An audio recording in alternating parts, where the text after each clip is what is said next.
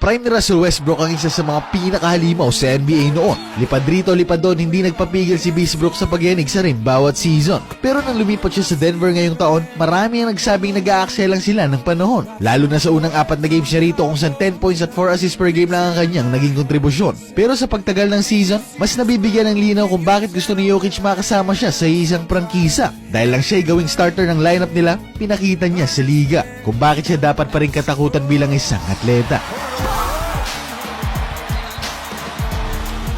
Kaya naman sa videong ito, nararapat lang na itampok natin ang bagong kabanata ng kanyang istorya. Kasama ang bersyon niya ngayon pa lang natin nakikita. Tara't pag-usapan natin si Russell Westbrook. Sa huling 2 games ng Denver, 19.7 rebounds at 9 assists per game ang kanyang naitala. Kaya kung yan ang pagbabasihan ay dapat lang ng mga bashers ni Brook ay ating ipahiya. Dahil saan ka ba naman makakita ng isang 36-year-old na 2 dekada na sa liga na ganito pa rin ang mga numero sa kanyang bagong prangkisa. At sa huling 20 laro nila, 46% ang shooting niya at 36% pa sa 3-point area. At hindi ko pa nga nababanggit na limitado lang to 2 turnovers per game ang kanyang naitatala. Pero bukod sa mga yan, ang pinaka-impresibo sa kanyang pinapakita ay ang chemistry niyang binubuo sa best player ngayon sa liga. Dahil ngayon lang natin nakitang makatanggap si Jokic ng ganitong klaseng mga pasa. At itong bagong dynamics ng kanilang opensa ang nagbibigay ng unpredictability ngayon sa kanilang sistema. At kung talagang susuriin natin, ito talaga ang pinakamalaking value ng isang Russell Westbrook. Hindi ang mga dakdak, hindi ang tres, hindi ang jump shots, kundi ang kanyang talino sa pagmando ng kanyang mga kasama.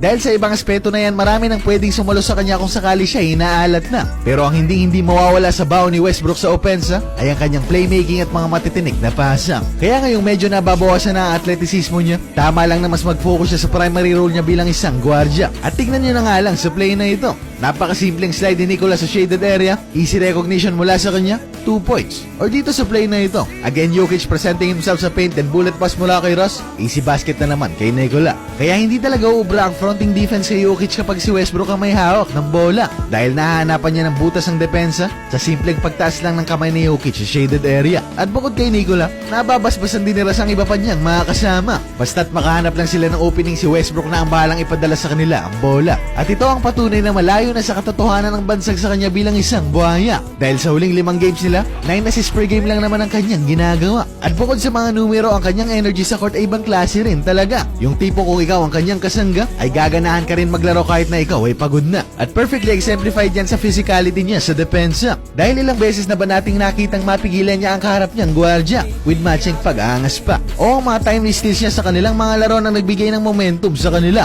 And on top of all this, nanatili pa rin siyang isang halimaw na atleta. Kaya ang kanyang playmaking kasama ang chemistry with Jokic at energy sa depensa, ang tatlong pinakamalaking dahilan bakit siya ngayon nagdodomina. And sige, sabihin na natin hindi pa talaga siya consistent sa opensa. With these numbers fluctuating, ang pintas na yan ay ating makukumpirma.